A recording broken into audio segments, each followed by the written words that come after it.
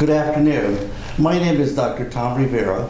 I'm the Associate Dean for Undergraduate Studies, Emeritus. Emeritus means that I've been retired for a couple of years now. And today is November the 4th, 2013. And it's about 9:45 p.m. and we're at the Fowle Library at Cal State San Bernardino. And our guest this afternoon that will tell us a little bit about Colton history is Mr. Adam Ornelas. And Adam, thank you very much for being with us this afternoon. I'm delighted that you're here because you are our guinea pig. Today we're starting our oral history of South Colton. So why don't we just get started? Adam Ornelas again. Adam, tell us about your parents. Where did they come from? When did they come to Colton? And where did they establish? Where did they establish their? Well, my mother was, and her family was the first one to come. Her three brothers and herself, my grandmother. Her father had passed away, and they came from a little town called Pitterville, Arizona, in the year 1920. The reason for my grandmother coming there was the fact that she had a brother there, and I think after she had after her, like I say, her husband passed away, she had three boys from a previous marriage, so there was 7 of them. So they decided to come to Colton, and that's where they settled in Colton, but she had their brother there. My father came from a little town called Teocaltiche, Jalisco, and he came into Colton in 1927. And they met there. My grandmother was a lot like a lot of women. They had to make money and somehow, and my grandmother was a bootlegger. So my dad, he went to have some beer, I guess, and that's how he met my mom. But they were married in 1930 there in Colton at the San Salvador Church. And when my dad got to Colton, he opened up his barbershop with another gentleman named Jesus Llamas. And at that point in time, the barber laws were not in effect until I think in 1928. That's when the barber laws came into effect in the state of California. You were required to have a license. So my father barbered there up to the time that my mom and him were married. And it's kind of interesting, they didn't live in Colton right off the bat. They moved to La Habra. And the reason they moved to La Habra, they were getting 5 cents more for a haircut over there than they were in Colton. How much were they getting in Colton? I have no idea. Must have been 15 cents. But anyway, maybe in La Habra they were getting 20. So they moved over there. They lived there for 2 years. And then they came back and they bought the home where I was born. And they lived there until my father passed away. And then my mother moved away. And then, of course, the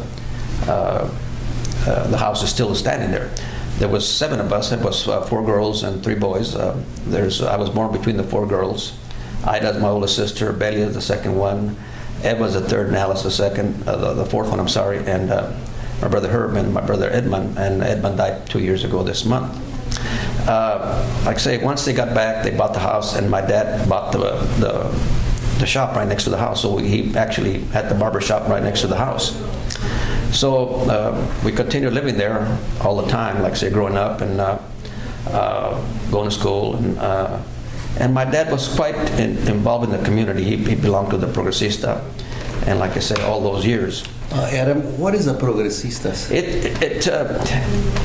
It was like a social club. At that point in time, there was not too many places for the Mexican people to get together and socialize. And I think for the most part, they started these different, there was the Progresista, the Trabajadores Unidos, and all those kind of programs or clubs. And in time, it became an insurance. It was a death benefit that they started. So that was basically, for the most part, I think what started these social clubs. And they would have meetings and they would have dances and that kind of stuff. And that was a way for those people to get together, because there wasn't too many places the Mexican community would go to in those days anyway. Why was that, Adam? Well, the discrimination, I think they were not allowed to, enter establishments that was basically for the white people. So they formed their own little groups. And in time this grew, because all of a sudden you had all different communities started having these organizations. And my father became quite involved with it. And then over the course of time, as you know, Tom, they used to have the the fiestas in September for the celebration, independence and all that. And they did that. And I think that's what started the camaraderie that they had. And I think that's one of the things that I remember more than anything else about my father was that you have to understand the financial part of their lives were centered in the little larger communities like Colton and San Bernardino. And so the people that worked in the industries like the cement plant, the Crestmore and Colton there, the railroad, it's interesting how everything makes a cycle. Back in those days, the banks closed half a day. And I remember so well, the women would come on Saturday morning, go to the bank, cash their checks, and they would drop off the men in my dad's shop. And that's where they all met. It was so interesting. I was just a little boy, and the place was full of people. And that's where they got to meet each other. They didn't see each other during the week because they were busy with their families, went out. And they would come there and they'd spend all day, and drinking and having a good time. And then the women would get done their shopping and come over and pick them up and send them home. I actually saw my dad give a guy 2 shaves one time. He got shaved in the morning and then shaved before he left. Went back home, But anyway, did you make any money while they were there? Well, yeah, because I shined shoes. And I got to know these people, and the camaraderie was great. It was fantastic. So you had a strong bond. They had a bond amongst them. They had all come about the same time. I think my father had come in the early 20s there, mid-20s, to find work to better themselves from Mexico for the most part.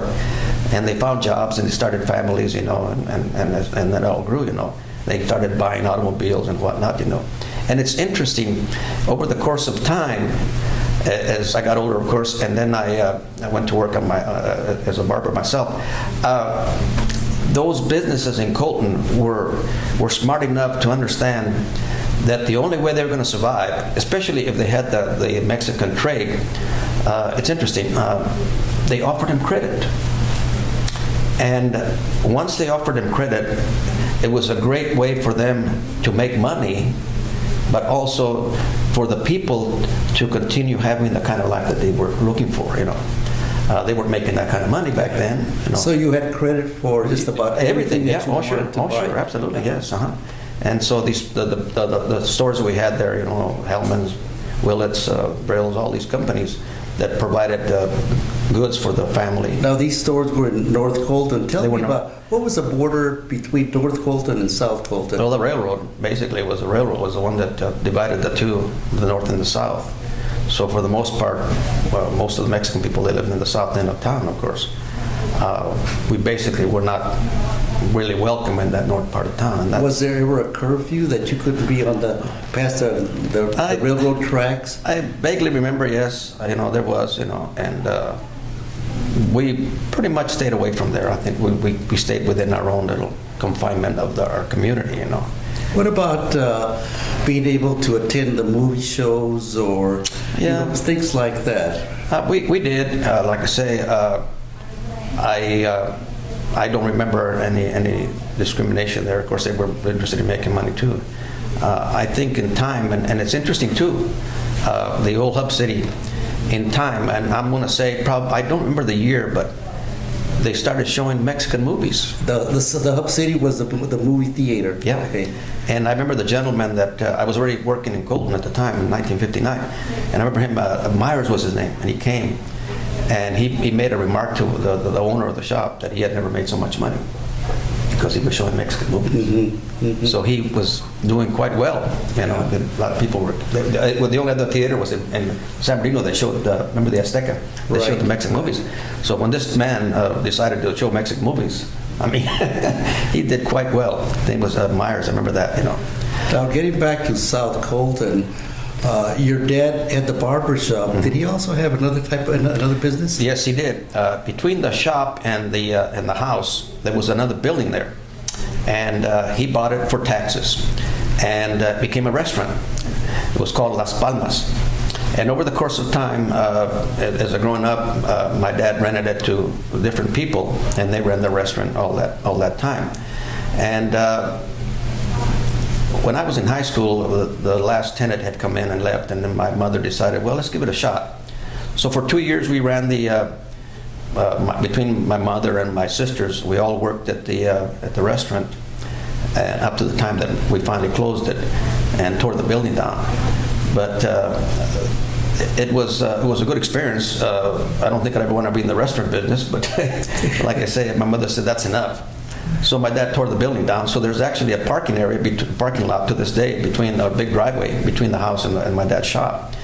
And in 1961 or 62, somewhere in there, my dad tore his shop down and built a brand new shop out of concrete block. So he had a nice building there, and it's there still to this day.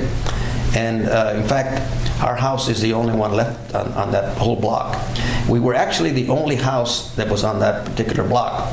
The other businesses that were there, the people lived in the businesses or lived in the back of the businesses. But our house was actually the only house on that block. And like I say, it's still standing there to this day.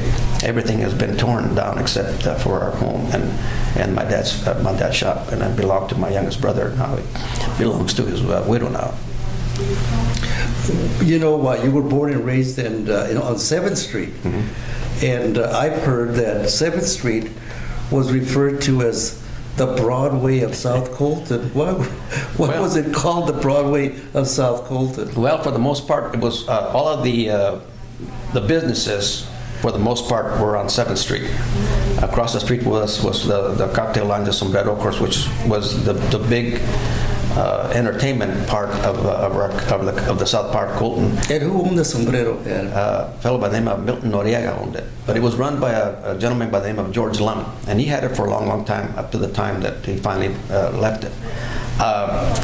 We had the Bolero, the Tampico, next to my dad. Well, we had the restaurant. Then next to that was another restaurant called the Mexicali Rose. There was another beer and wine that belonged to Johnny Anton. We called him Chispas. Next to us was the two-story building that belonged to the Caldera family. They had a tortilla factory in there. They had a hall up in the second floor that was used by the American Legion, by the Fidel Hernandez Post. Which post was that? Fidel Hernandez. And then next to that was... who was Fidel Hernandez, do you know? I think he was killed in the Second World War. Okay. I think. Okay. I'm not 100% sure. All right. And then on the corner was the Tucker building, which was run by Tucker. And then across the street was the Martinez Bakery. Down the street was Sarape. And then the Tomidoka was one of the... That was there before I was. And then there was right kitty corner from that was the church. And across the street from the church, you remember when we used to hang Judas, and there was a building there. Now, who was Judas? Judas.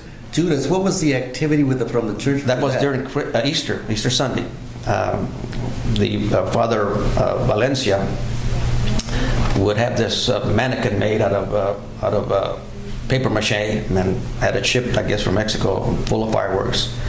And after the Mass, the Sunday Mass, they would run a rope across the street to the building across the street, and they would hang him, and of course they play the music and then light him up. And to the tower, they hang between the building and the tower of the church. Right, and that's interesting. That building, my mother told me one time that my grandmother had a pool hall in there. But anyway, they would light him up, and then after they blew him up in the middle of the street, we all went home and had an Easter dinner. I remember those times because Father Valencia would go around with a little whip. And just make sure the kids didn't get close to that firework, because it was blowing up pretty good. The thing stood about 7 foot tall. But anyway, it blew it up pretty good. But anyway, and then we had the next, and coming across the street there was the Morales Market, and then coming down was a little store there called. Before we leave the Morales Market, if the camera can span the Colton book on my left, we have this book that was authored by Mr. Sheffield, and then Adam mentioned the Morales Market. It's where the book is open. There's a picture of the Morales Market in that little book. So if the camera can span that, this was also a part of the 7th Street Broadway of Colton. Mm-hmm. Yes, like I said, then we came down, and then of course it was Iris, and the name of the building was Iris, you know, and it was a Bermudez family that owned that. What happened to Pumpy? He's still around. Everybody. Pumpy was the son of the person that owned Iris. They sold all kinds of little trinkets and whatnot, you know. And then you come in south, and then the Sombrero, of course, was there. And then if you went to the Bolero, and that was the pool hall there belonged to Yamas, and another barbershop. That gentleman was the one that actually came to work with my father when they first opened up the barbershop in 1927. What about the tortilla factory that was next to the Martinez Market? Okay. By the Hernandez family. Okay, that was Lola's. There was a little bitty building there, great tortilla there, and it was there for a long, long time. And then at the end of the street was the Navarro Market. And then right after the war, and there was a little gas station also in the corner. And after the war, after the Korean War, I think it was Korean. No, I'm sorry, the Second World War. Nacho Cabrera came and opened up his barbershop. That was on the corner of 7th and O. Well, no, he was actually on N Street then when he first came there. He had a barbershop right on the corner, and that building was owned by the gentleman that owned the two-story building next to us, with Mr. Juan Caldera. And anyway, Nacho eventually built the shop down the street there. So you had 3 barbershops. You had 4 bars. You had 5 markets.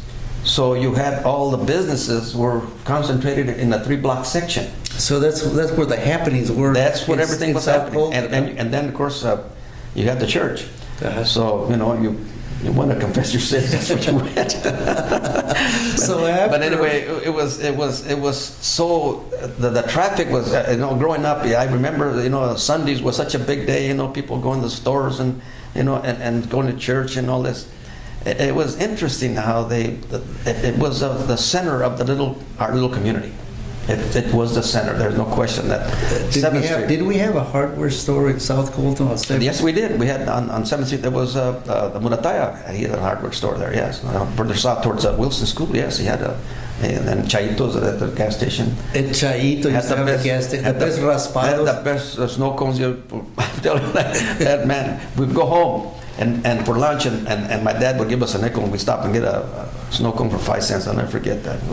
What a great gentleman that was. And then across La Cadena or 8th Street, we had the 76 gas station. That's right. And that was owned by Tom Velasquez. Tom Velasquez, And then if you came back north again, and that's when my Uncle Charlie had his towing business. That building that was there was a garage there, and he had a man working for him in the garage, and then he had the towing business.